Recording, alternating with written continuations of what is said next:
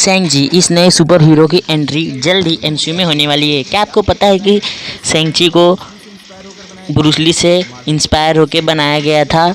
तो ये सेंग जी बहुत best hand to hand combat करने वाला एक सुपर हीरो है।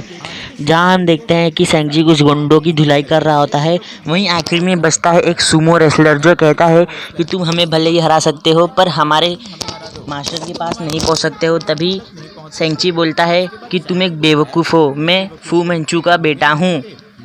और तभी ये कहानी पास्ट में जाती है।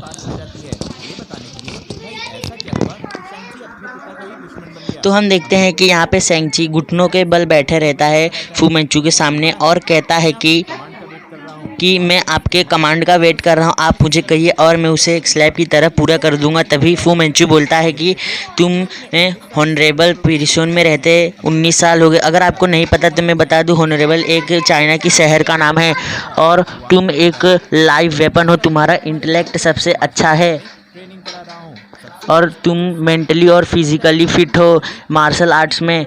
तो इसीलिए अब समय आ गया है तुम्हें तुम्हारे पहले मिशन पे भेजने का। वहीं फू मंचू का सपना रहता है कि एक बेटर वर्ल्ड बनाने का, तो फू मंचू से अपने पहले मिशन पे भेजता है। फू मंचू बोलता है कि इस मिशन को कंप्लीट करने के लिए कुछ लोग बीच में आ रहे हैं, जिसमें पहले ना डॉक्टर पीटरी, तुम्हें उसे ख़त्म करना है। वहीं सेंग जी ऑर्डर को मानते हुए जाता है डॉक्टर पीटरी के घर पे उसे मारने। जैसे ही वो अंदर घुसता है वो सोचता है कि उसके गुरु ने सिखाया है कि किसी को मारना बहुत बड़ा जुर्म है।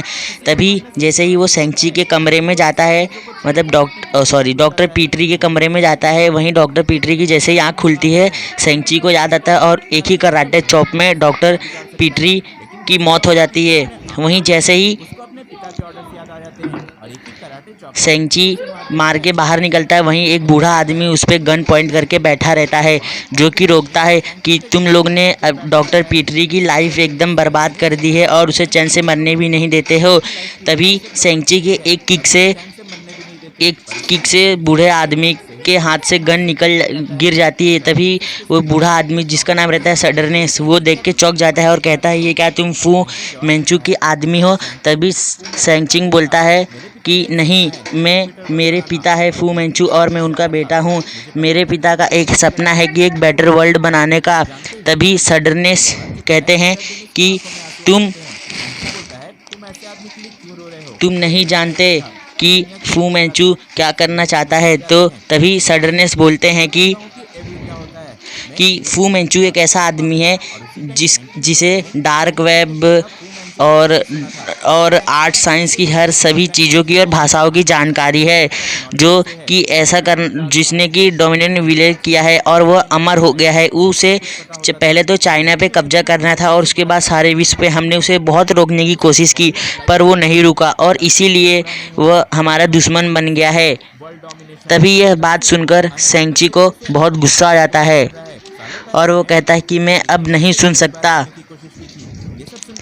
इसीलिए वह अपनी माँ के पास दौड़ के जाता है और पूछता है कि ये सब क्या है। तभी उसकी माँ बोलती है कि मुझे पता था कि एक दिन ऐसा ज़रूर आएगा। तभी सेंग जी को उसकी माँ ने सारी बात बताई और तभी सेंग जी यहाँ सुमो रेसलर की धुलाई करते हुए जाता है और अपने पिता के सामने कहता है कि अब हम अगली बार मिलेंगे दुश्मनों की तरह।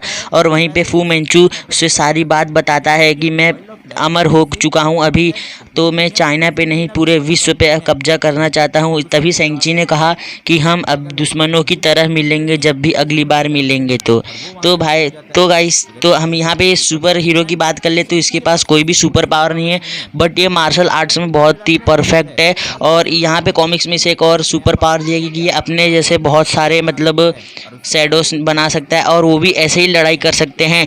अगर ये वीडियो आपको अच्छी लगे तो शेयर कीजिए अपने फ्रेंड के साथ। So thank you. सेंग जी इस नए सुपर हीरो की एंट्री जल्द ही एमसीयू में होने वाली है। क्या आपको पता है कि सेंग जी को ब्रूस ली से इंस्पायर होकर बनाया गया था। तो ये सेंग जी बहुत best hand to hand combat करने वाला एक सुपर हीरो है।